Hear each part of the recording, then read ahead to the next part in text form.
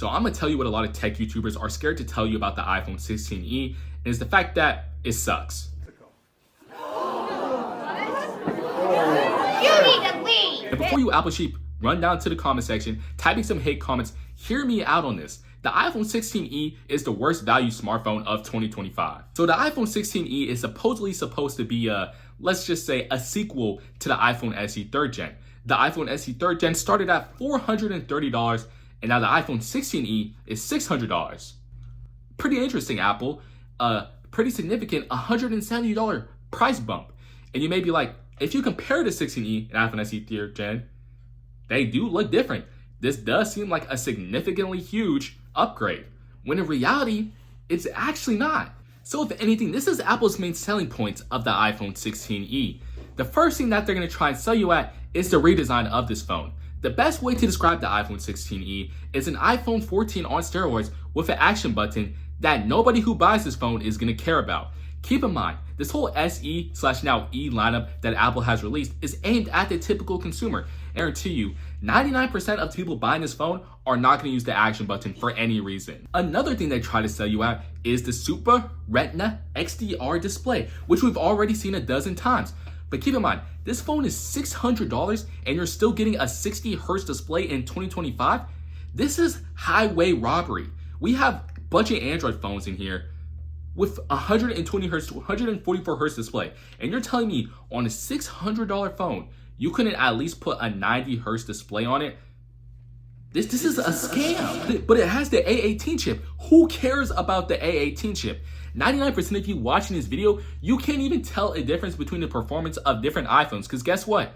You can't. You really can't. The chips, you cannot tell the difference within iOS. Because guess what? They're all very similar. They're all not the whole greatest and latest piece of technology. You're not seeing a significant bump. The typical consumer won't notice a difference between the A18 and the A16, which we're about to talk about. Because guess what? If you go to compare performance across the iPhone family, Apple actually gives you a list of phones to compare to.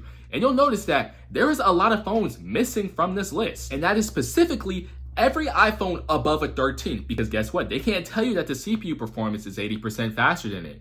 They can't tell you that the GPU performance is 70% faster than it. Because it's not. For those of you rambling about Apple Intelligence, let's just put this out here and keep it short. Most of you don't even use Apple Intelligence. Most of you don't care for Apple Intelligence. And I think majority of people honestly think that Apple Intelligence is pointless. I mean, there has to be some good about this $600 phone. Well, you are getting a 48 megapixel 2-in-1 Fusion camera. That has to be okay. Well, keep watching for this video. I mean, the battery lasts longer than the iPhone 16, right? And Apple's using their own modem, so it's gonna have better battery life, right?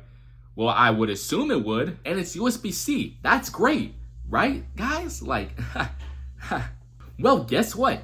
All those features that Apple is trying to sell you, it's really not. Because guess what? For $100 more, the iPhone 15 is actually the better phone. And well, you might be like, well, the iPhone 16e has to have a better display. Well, it doesn't. The iPhone 15 actually has the better display. And for those of you trying to say that the A18 is better than the A16, I can completely assure you none of you are going to notice the difference between the two, because iOS is basically optimized for every device. Same with 8 gigabytes and 6 gigabytes of RAM. You're not going to notice a difference. You're like, oh, well, I'm losing the action button in Apple Intelligence. Most of you don't even use that anyway.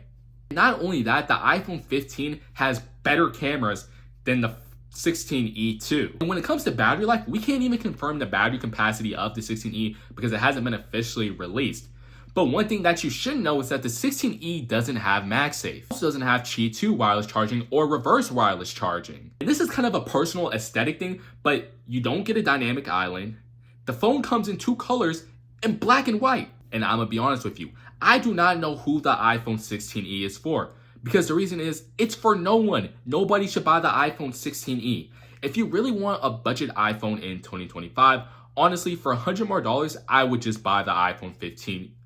And if you really think about it, if you go online, you can honestly find a used or refurbished 15 Pro for around the $600 price range. I really don't understand the point of releasing this device if it wasn't at a budget price point and if it's missing so many features too that basically every other smartphone has in 2025. But anyways, if you guys enjoyed or disagreed with this video, let me know down below in the comments, and I'll see you guys in the next one. Peace.